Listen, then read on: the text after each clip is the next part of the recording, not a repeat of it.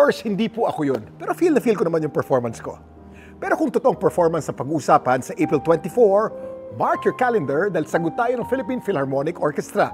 Abangan ang UK Tour send-off concert ng PPO sa The Metropolitan Theatre. Ito'y sa baton ni Maestro Gregor Novak and musical director at principal conductor ng PPO kasama renowned Filipino violinist na si Dumides Sarasa Jr., international pianist na si Mark Bebington at composer na si Jeffrey Ching.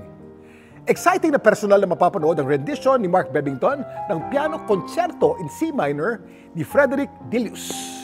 Huwag palampasin ang pagsama-sama ng world-class talents sa isang entablado. Ito po si Kuya Kim nagpapaalalang dito sa CCB, ang kultura ng lahat ay para sa lahat. O Paulo, turuan mo naman ako ng tamang pagpapiano.